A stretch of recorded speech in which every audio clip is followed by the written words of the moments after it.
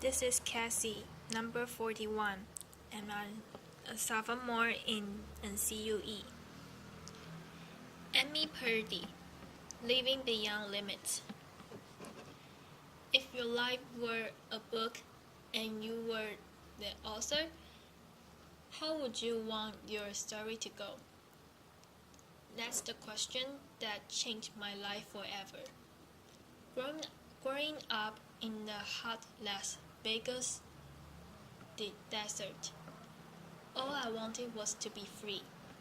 I would daydream about traveling the world, living in a place where it snowed, and I would picture all of the stories that I would go on to tell. At the age of 19, the day after I graduated high school, I moved to a place where it snowed and I became a massage therapist. With this job, all I needed were my hands and my massage table by my side, and I could go anywhere. For the first time in my life, I felt free, independent, and completely in control of my life. That is, until my life took a detour. I went home from work early one day with what I thought was the flu, and less than 24 hours later, I was in the hospital on life support with less than a 2% chance of living. It wasn't until days later, as I lay in a coma, that the doctors diagnosed me with bacterial meningitis, a vaccine preventable blood infection. Over the course of 2.5 months, I lost my spleen, my kidneys, the hearing in my left ear, and both of my legs below the knee. When my parents wheeled me out of the hospital, I feel like I had been pieced back together like a patchwork doll. I thought the worst was over until weeks later when I saw my new legs for the first time. The calves were bulky blocks of metal with pipes bolted together for the ankles and a yellow rubber foot with a raised rubber line from the toe to the ankle to look like a band. I didn't know what to expect, but I wasn't expecting that.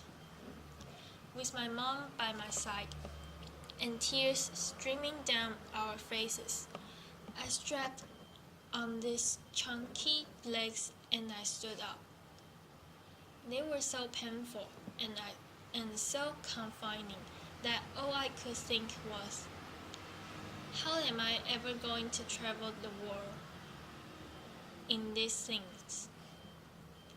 How was I ever going to live the life full of adventure and stories, as I always wanted?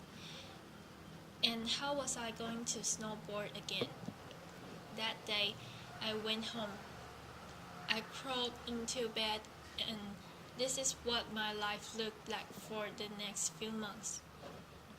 Me passed out, escaping from reality, with my legs resting by my side. I was absolutely physically and emotionally broken. But I knew that in order to move forward, I had to let go of the old Amy and learn to embrace the new Amy. And that is when it dawned on me that I didn't have to be 5'5" anymore. I could be as tall as I wanted, laughter, applause, or as short as I wanted, depending on who I was dating, laughter. And if I snowboard again, my feet aren't going to get cold, laughter. And best of all, I thought, I can make my feet the size of all the shoes that are on the sales rack. Laughter. And I did. So there were benefits there. Here. It was this moment that I asked myself that life-defining question. If my life were a book and I were the author, how would I want the story to go? And I began to daydream. I daydreamed like I did as a little girl, and I imagined myself walking gracefully, helping other people through my journey and snowboarding again. And I didn't just see myself carving down a mountain of powder. I could actually feel it. I could feel the wind against my face and the beats of my racing heart, as if it were happening in that every moment. And that is when a new chapter in my life began. 4 months later, I was back up on the snowboard, although things didn't go quite as expected. My knees and my ankles wouldn't bend, and at one point I traumatized all the skiers on the chairlift when I fell and my legs, when I fall and my legs still attached to my snowboard. Laughter. Went flying down the mountain, and I was on top of the mountain still. I was so shocked. I was just as shocked as everybody else, and I was so discouraged. But I knew that if I could find the right pair of feet, that I would be able to do this again. And this is when I learned that our borders and our obstacles can only do 2 things. 1. Stop us in our tracks, or 2. Force us to get creative. I did a year of research. Still couldn't figure out what kind of leg to use.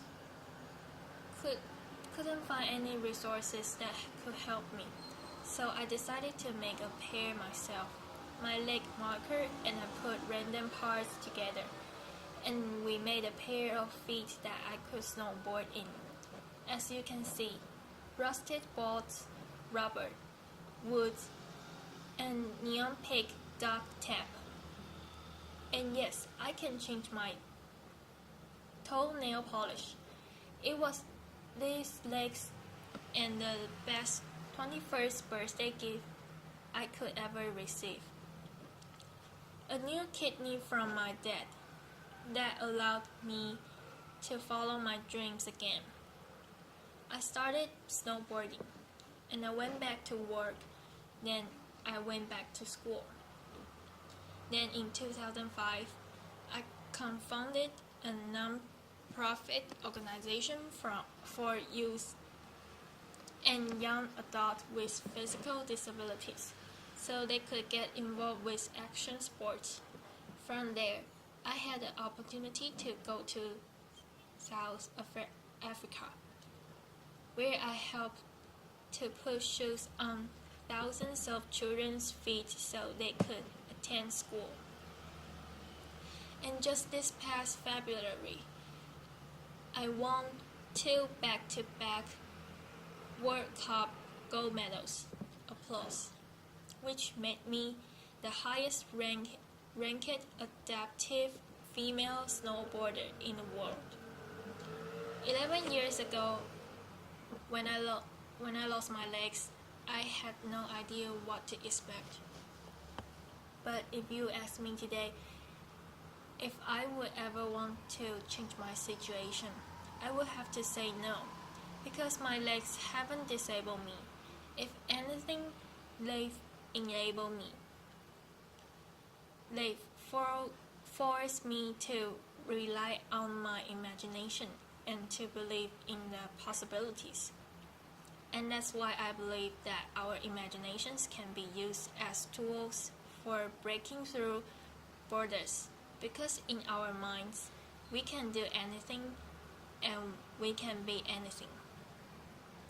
It's believing in those dreams and facing our fears head on that allows us to live our lives beyond our limit. And although today is about innovation without borders, I have to say that in my life, innovation has only been possible because of my borders. I've learned that borders are where the action ends, but also where the imagination and the story begins. So the thought that I would like to change you with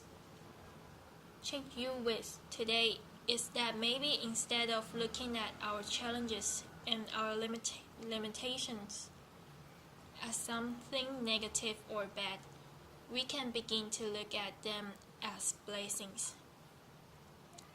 Magnificent gifts that can be used to ignite our imaginations and help us further than we ever knew we could go. It's not about breaking down borders. It's about pushing off of them and seeing what amazing places they might bring us. Thank you.